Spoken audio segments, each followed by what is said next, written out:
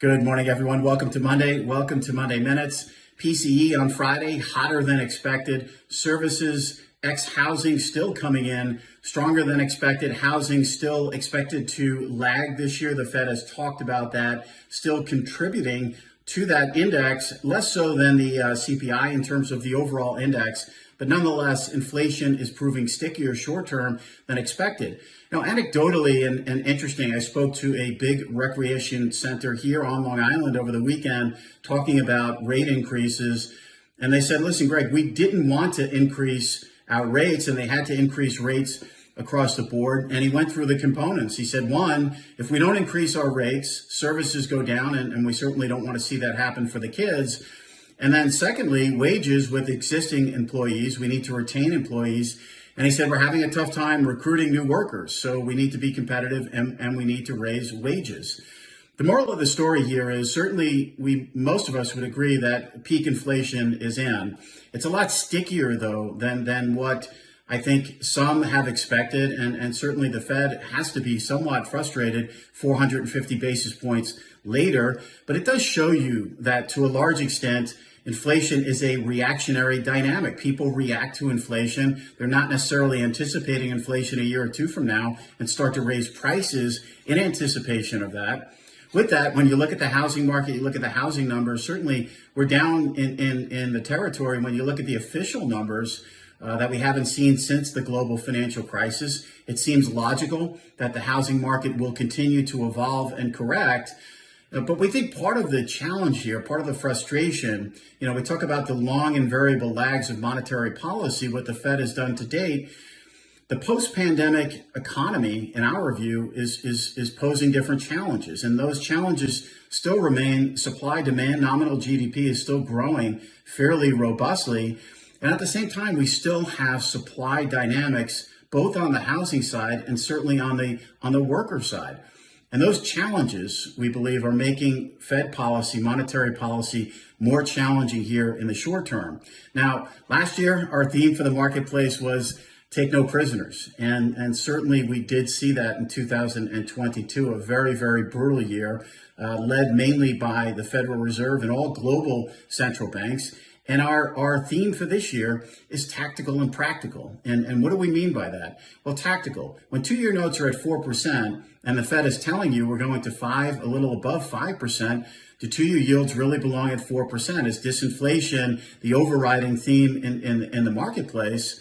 And certainly Chair Powell fueled the fire at the February meeting, the beginning of this month, when he mentioned disinflation 10 to 13 times. Does a 3.30 10-year note with you look at 10-year break-even rates at 250, does a 3.30 10-year yield make sense here given what we're seeing on the inflationary side? So that's tactical. On the practical side, you look at the flip side of the equation. You look at terminal Fed funds pricing right now. Back in October, when we started this disinflation, Fed notching it down, Fed is going to not only pause but pivot in rate cuts, and all markets were going up until the beginning of February. When you look at terminal pricing then, we were at 433. Now we're pricing 100 basis points plus north of that, closer to 550. And there is sentiment in the marketplace that the funds rate may need to go to 6% plus. We're not quite there yet. But for us, certainly looking at a 2-year yield around 480, potentially breaching 5%, looking at 10-year yields now closer to 4%. That term structure pricing, albeit with an inverted curve, which we do think is here to stay in different derivations in terms of steepness and more inverted. Now we're at some of the most inverted levels that we've seen. And it makes sense because all the focus remains on that terminal rate and Fed pricing. Could we have a terminal rate that's north of 5%? Could we have a 2-year note at 5%, a 10-year note at 4%, negative 100, 2s to 10s? I think certainly yes. I think if 2-year notes breach 5% and follow that terminal pricing and the Fed actually starts delivering in terms of where terminal is priced, certainly the long end would come along in tow, but we still think the curve would be inverted. So could we have a 5.25 2-year note and get back to the highs of 10-year yields in and around 425, 430? I think the answer is absolutely yes. For the Fed is saying, look, we want to go a little bit above 5%. I think you need to respect that. Powell has said that. New York Fed President Williams has certainly said that, between 5 and 550. So when we look at terminal pricing now, and we do see risk factors in this marketplace. I mean, the Fed mentioned commercial real estate more than they mentioned disinflation, pockets of residential real estate here. The needle has moved quite dramatically, and we need to be cognizant of that. We think the Fed is going to be cognizant of that, but they do want to get north of 5%. Are they going to get to 550?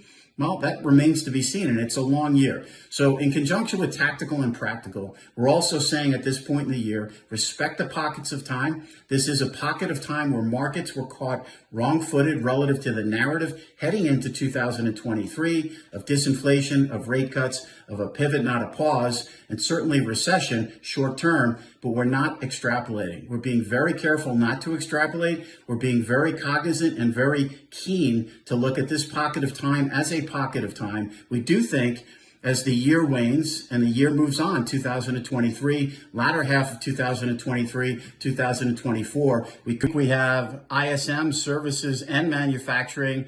We'll be paying close attention to that services ISM number.